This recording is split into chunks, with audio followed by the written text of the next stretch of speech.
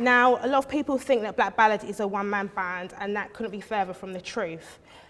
We are a group of black men and women, although there are only 2 men,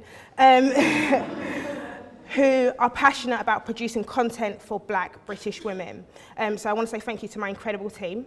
And obviously, I have a co-founder who does the late nights, the early mornings, and shares the joys of running an online platform for black women. So thank you, Bola Awani.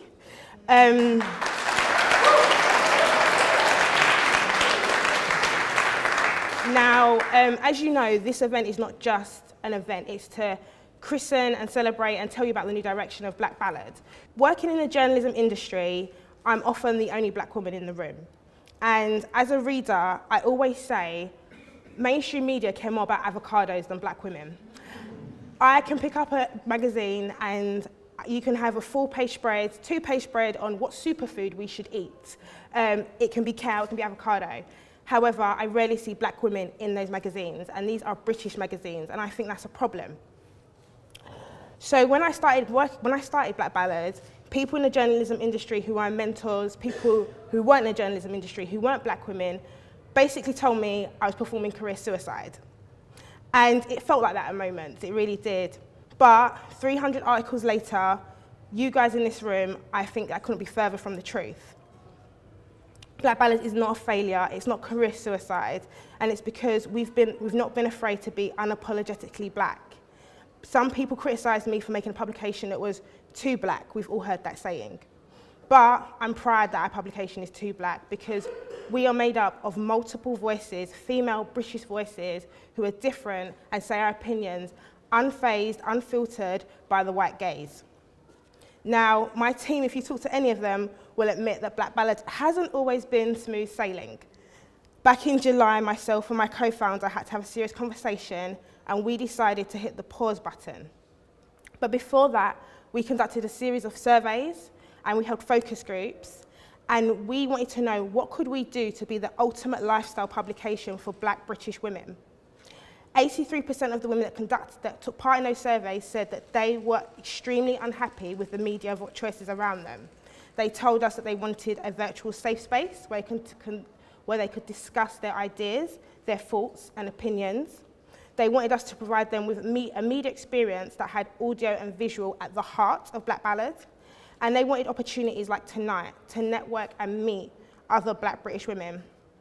So in order to fulfill your expectations and Black Ballad's potential, we are actually deciding to become a subscription service. Now, you may ask why. Media shouldn't be one-dimensional. Black Ballad wants to stand against media giants in the UK by offering black women content they can read, they can watch, and they can listen to on their commute to work, standing in line at Zara, or from the comfort of their own homes on a weekday or weekend evening. Not only will our subscription service offer different types of content, we want to provide you with exclusive events tonight. We have had meetings with political influencers and cosmetic giants who want to work with us to create these events on a regular basis. Furthermore, our subscription service will provide an online community, a safe space for black women to talk about the issues that are important to them.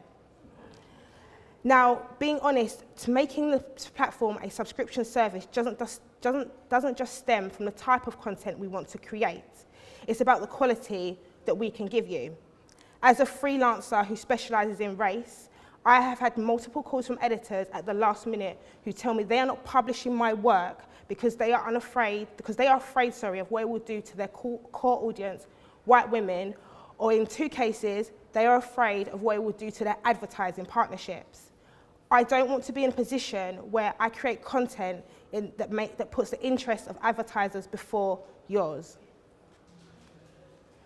In the first 12 months of Black Ballad, we lost a relationship with a cosmetic company because we wasn't afraid to criticise them for making makeup that was for black women too white. We weren't on their mailing list, and they told me that I would not be getting any more products for our review. Now, in order to make an authentic business, I can't keep going to advertisers and then at the end of it producing content that lets you down for not being honest. We will be launching our crowdfund on Monday, And in 6 weeks, our goal is to build a community of 1,500 women, black women in the UK who subscribe to Black Ballad. The reality is this: journalism is 94% white. Myself and Bridget are lucky to be the 6%.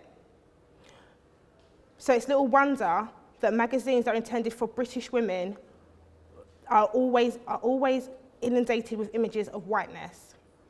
And when we do see a picture of a black woman in these magazines, she looks like she could have some white in her, or our stories are riddled with outdated stereotypes. The truth is, black women don't have a seat at the journalism table because we're not in the office. I'm not in the office, I'm at home sending my work through.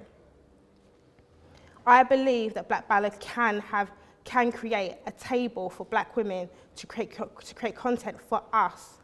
So, with that is our new direction of Black Ballad, and it feels so good to reveal it and tell you all first in person. So thank you so much for tonight and being here, and I hope you'll join Black Ballad on this new and exciting journey. And there's more cocktails and juice and crisps and whatever. So please stay around and network. Please ask us questions, and we have a few speakers left, so please mingle and network. Thank you so much.